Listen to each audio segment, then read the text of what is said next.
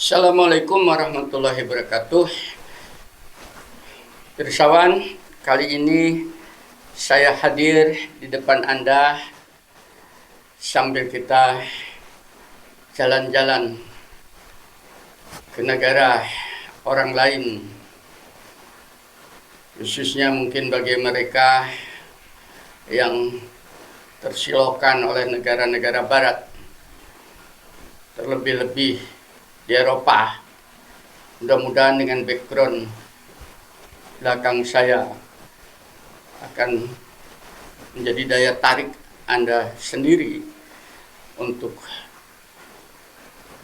meneladanin sirufil ardi saya, bertebaran saya di muka bumi ini. Ketahuilah oleh Anda bahwa negara-negara yang Anda lihat saat ini yang senantiasa menjadi kebanggaan di negara-negara berkembang, yaitu khususnya Eropa atau Amerika, itu saat ini sedang mengalami sebuah revolusi peradaban yang untuk saya memprihatinkan,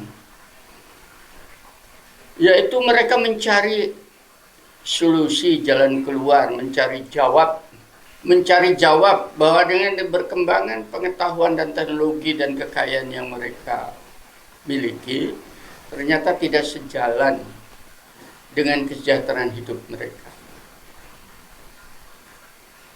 Maka mencari solusi.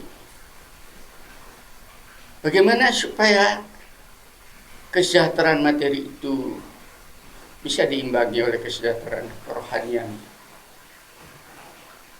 Nah, sekarang terjadilah sebuah jawaban pada mereka, walaupun mereka sedang belajar, yaitu ketertarikan mereka terhadap konsep Al-Quran. Saya tidak mengatakan konsep Islam, karena kata-katakan konsep Islam, persepsi mereka senantiasa selalu kepada umat Islam. Konsep Al-Quran. Kenapa mereka berbondong-bondong lari ke sana? Satu alasan yang logis. Mereka takut mati. Dan siapapun orangnya, memang tidak ada orang yang tidak takut mati di bumi ini. Termasuk saya juga takut mati. Hanya bedanya mungkin mereka takut mati. Dengan ketakutannya itu mereka mencari jawab.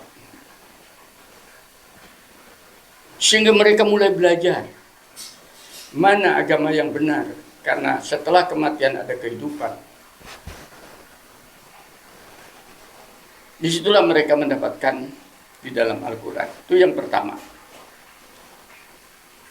Yang kedua,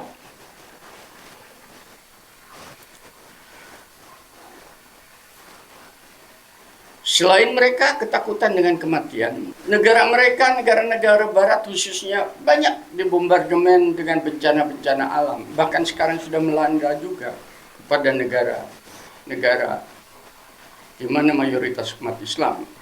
Mereka, makanya istilah-istilah mereka mengenal apa yang dinamakan bencana alam, apa itu tsunami, apa itu badai, apakah itu gempa bumi, apakah itu kebakaran hutan, dan seterusnya. Dan itu tidak berhenti. Setiap waktu, setiap saat akan terjadi kepada mereka. Mau lari kemana? Peringatan-peringatan ini pada saat bencana itu datang, mereka kehilangan pegangan. Ingin lepas dari bencana itu, bagaimana caranya? Tidak bisa, karena itu adalah merupakan hukum alam. Disitulah mereka belajar bagaimana supaya saya tenang di dalam menghadapi bencana dan terhindar daripada bencana. Sudah dua. Yang ketiga, mereka terheran-heran dengan negara-negara yang mayoritas umat Islam.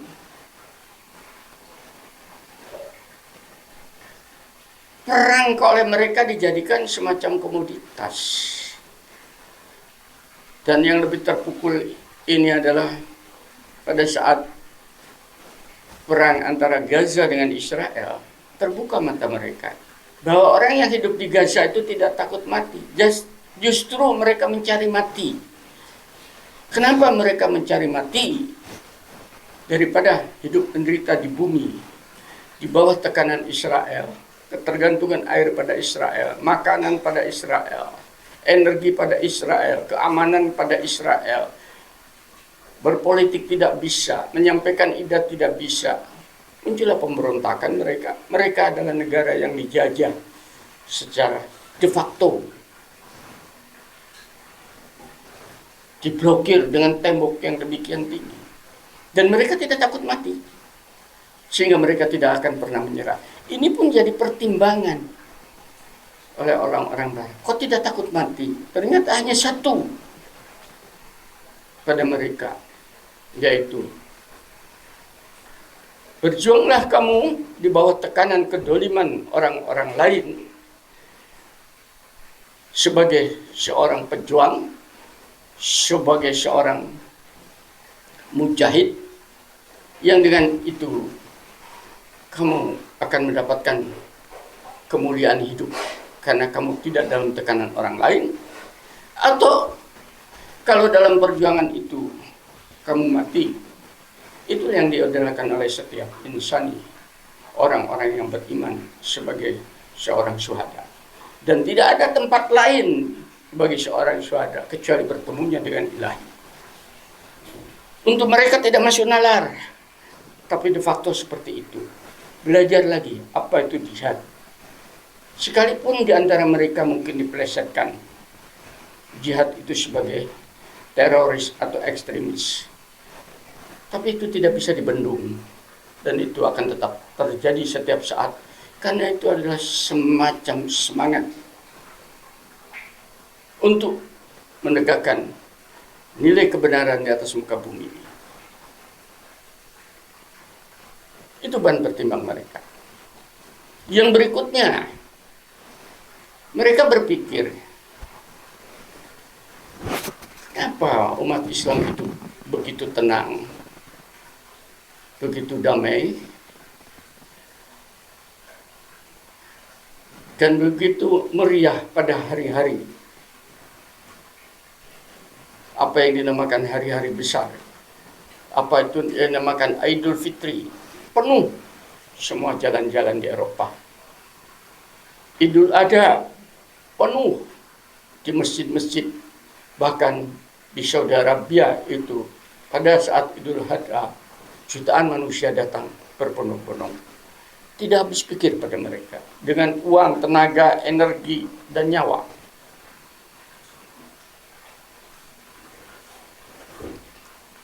Pada bulan Ramadan, mereka juga taat dan ketat untuk menjalankan yang namanya saum. Dan mereka berkorban.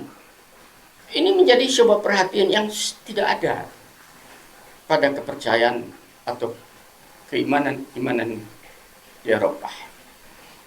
Ini menjadi sebuah perhatian, dan bahkan banyak di antara umat Islam itu yang hafal dengan kitab sucinya Al-Quran. Jutaan orang, sehingga tidak akan bisa hilang Al-Quran itu, sekalipun dibakar di mana-mana. Oleh karena itu mereka, umat Islam, jangan terjebak dengan amarah ada orang membakar Quran di Norwegia, di Polandia, dan sebagainya. Jangan marah, emosi, karena Al-Quran tidak bisa dibakar karena berada di dalam rongga dada umat manusia. Kalau Anda mudah terjebak kayak demikian, maka kebencian orang lain akan semakin jadi terhadap Islam.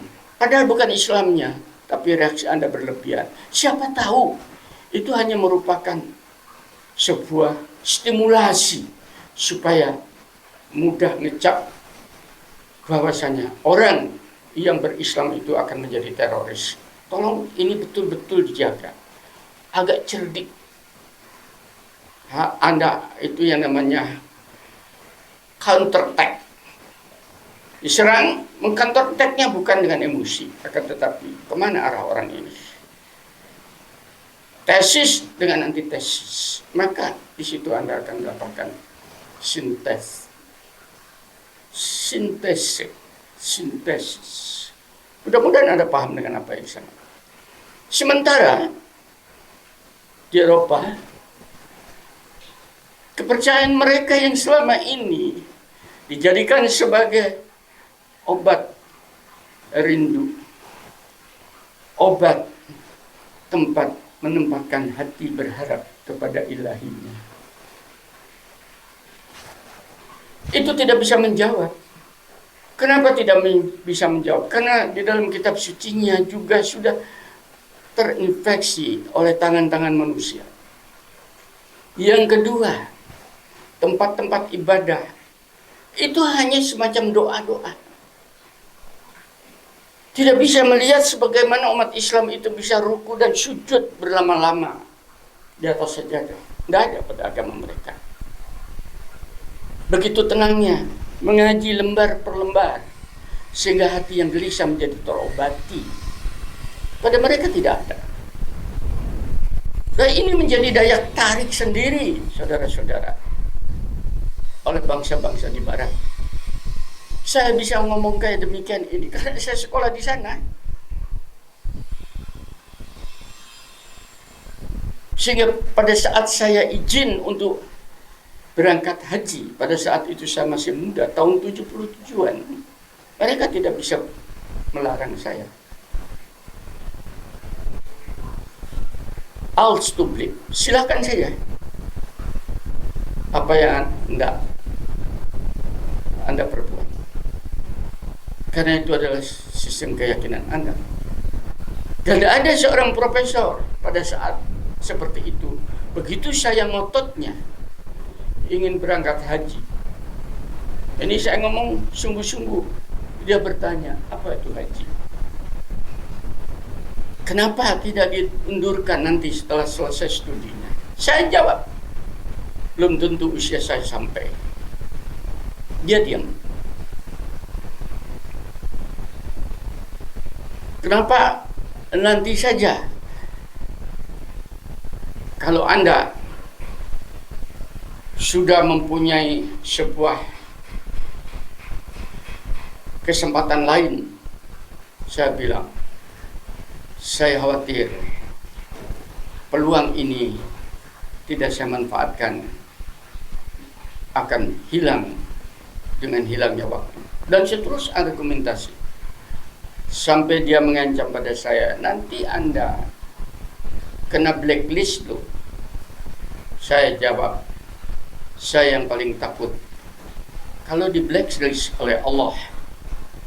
Saat saya seperti masih muda ini ada kesempatan dan saya ada pengetahuan untuk melakukan itu, badan sehat, kemudian peluang itu tidak saya ambil, maka belum tentu usia saya sampai usia tua, dan belum tentu kesempatan itu datang. Akhirnya justru keyakinan itu semakin mengagumkan oleh mereka. Ini orang mempunyai prinsip, berarti prinsip itu benar. Inilah yang menyebabkan kenapa orang-orang barat yang mempunyai intelektual bagus semakin penasaran dipelajarinya Al-Quran. Apa sih isinya? Dilihatnya di sana. Ternyata isinya banyak sekali yang berhubungan, yang memberitahu pengetahuan-pengetahuan yang dahsyat. Di dalamnya mereka terkagum-kagum bahwasanya ada dua lautan yang saling bertemu. Yang satu airnya asin, yang satu airnya tawar. Bagaimana? Dan itu tidak ada tembok pemisah, akan tetapi jelas terpisahkan. Di Quran itu mereka terkagum-kagum. Dicari. Seorang dokter Prancis yang kita kenal dengan Maurice Baker, dia melihat mayatnya Fir'aun di Mesir. Ternyata banyak garamnya. Menurut dia, dengan garam ini harusnya sudah rusak, kecuali ikan asin. Organ tubuh manusia sudah rusak. Akhirnya bertanya, dari mana? Dari laut. Bagaimana? Iya ini, katanya ahli arkeolog dari Mesir. Insya Allah ini adalah Fir'aun yang disebutkan di dalam Al-Quran. Loh, apa ada di dalam Al-Quran? Ditunjukkan ayatnya ini. Disitulah terkagum-kagum dia. Bagaimana Muhammad bisa mempunyai ilmu tentang biologis, tentang ilmu kelautan. Padahal pada saat itu, ilmu pengetahuan itu belum berkembang. Ini pasti saya mengimani, meyakini dari ilahi. Disitulah dia menjadi seorang mu'alaf. Muncullah kemudian tulisannya, Science, Bible, and the Holy Quran. Silakan Anda lihat. Ini pengetahuan-pengetahuan yang diinformasikan oleh wahyu, yang zaman Nabi Muhammad belum terbuka karena memang teknologi belum ada. Sekarang sudah. Masih banyak seperti itu.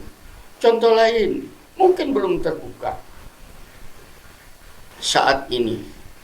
Bahwasanya ada sebuah kecepatan yang melebihi kecepatan cahaya. Kecepatan apa itu? Itu yang dikenalkan kecepatan Isra Mi'raj Nabi Muhammad. Orang tidak mau percaya.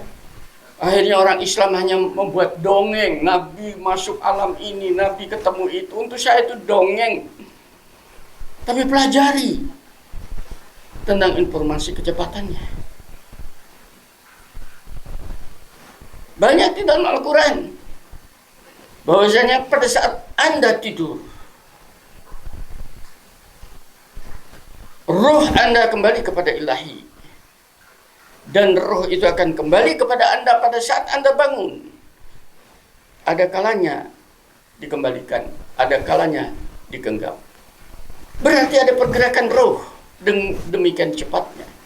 Quran mengatakan naik kepada Allah roh dalam sehari. Kadarnya adalah 50.000 tahun bagi kamu. Begitu cepatnya. Pernah itu digali? Pernahkah itu menjadi sebuah perhatian? Nanti di Eropa akan tambah ramai itu.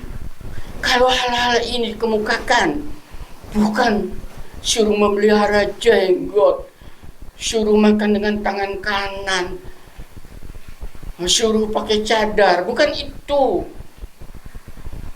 Orang yang tidak sepaham dikatakan kafir, karena kafir masuk neraka, karena kafir dia musuh Allah. Karena musuh Allah, maka aku berperang dengan mereka. Ini kan sebuah logika bengkok. Kalau dia kafir, belum kenal, Anda datangi, kenalkan ini Al-Quran. Isinya, kalau dia mau, kalau tidak, jangan marah. Bahwa Anda dikasih kesempatan untuk mengenalkan, itu sebuah kehormatan dari ilahi. Bahwasanya dia menerima atau tidak menerima, itu hanya masalah waktu antara dia dengan Tuhan. Kalau begini cara Anda berdakwah, insya Allah. Dan ini dinantikan oleh orang-orang Barat. Karena mereka memerlukan apa yang dinamakan berikutnya, yaitu kebutuhan ekonomi. Sekarang banyak orang Barat, misalnya sekarang, untuk bisa membangun 2 tanah haram, masjid-masjid di sana, masuk ke sana, itu harus sebagai seorang Muslim. Bagi mereka,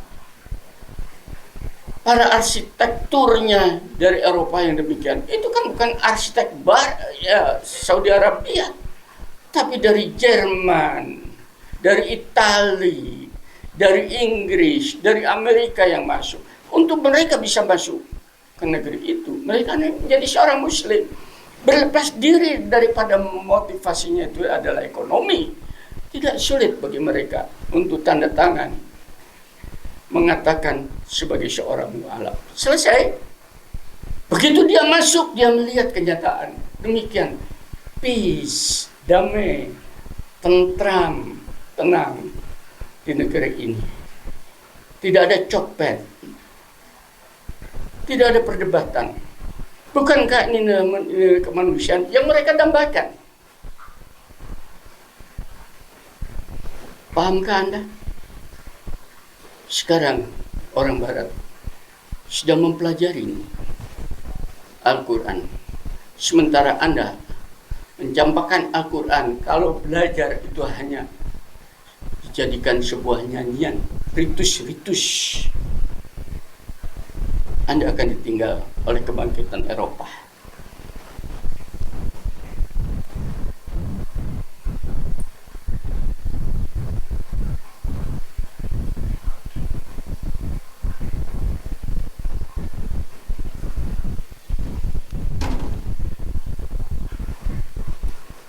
Belum lagi mereka terkagum-kagum dengan orang-orang Muslim.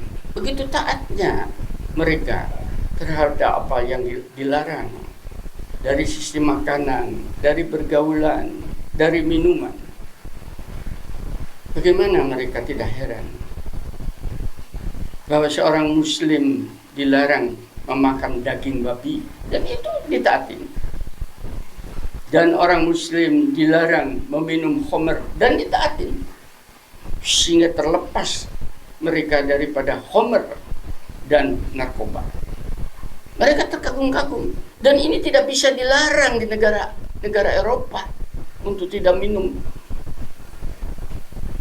khamr, whisky dan sebagainya. Tidak mungkin. Dan itu baru bisa self-protective. Proteksi diri melalui apa? Pemahaman-pemahaman tentang keimanan terhadap kebenaran, dan itu hanya adanya di dalam Al-Quran. Betapa mereknya itu di Amerika. Sekarang ada jalan-jalan dipenuhi oleh pemabuk, dipenuhi oleh korban narkotik, oleh pengangguran, jobless, buang hajat seenaknya, dan seterusnya.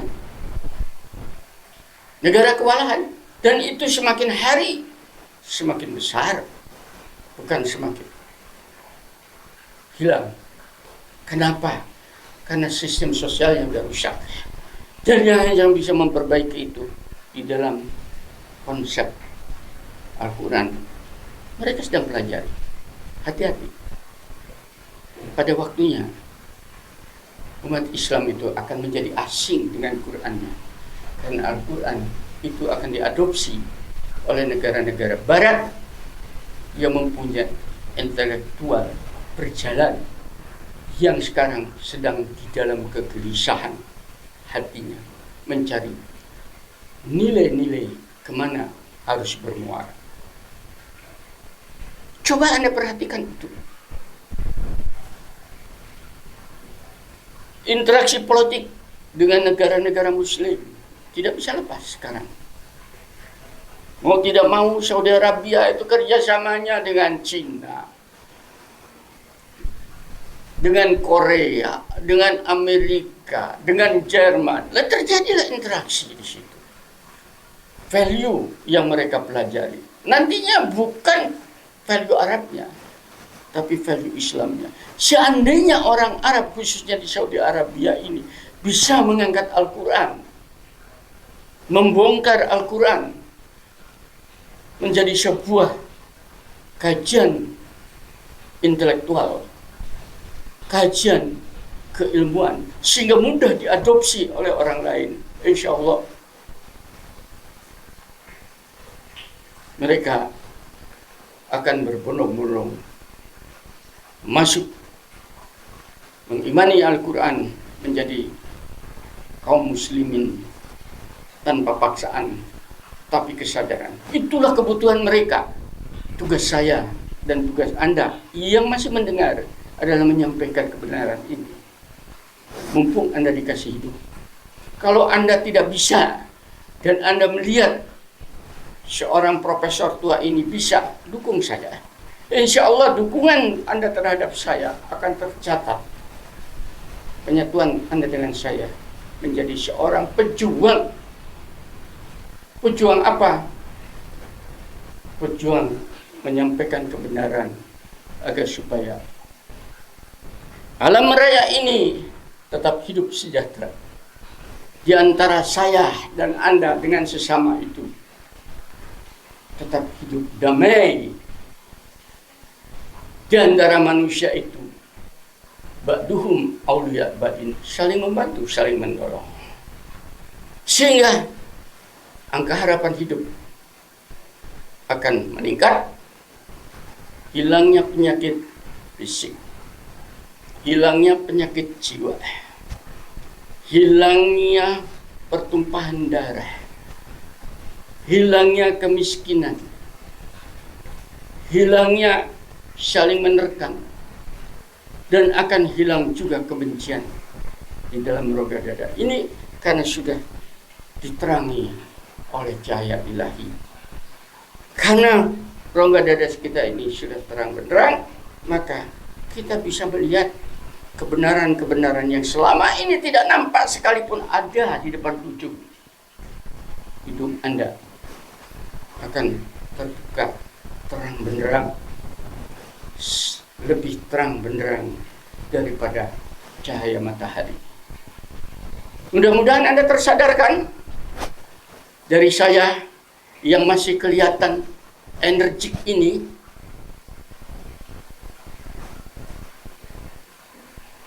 Di alam yang terbuka ini, mari mendekat, mari bergandengan tangan, mari memberikan pencerahan kepada orang lain, sehingga alam raya ini menjadi enak untuk hidupin, dan siapapun yang datang mendekat dengan kita akan ternaungin, bukan terdolimin. Walhamdulillahirabbil alamin. Assalamualaikum warahmatullahi wabarakatuh.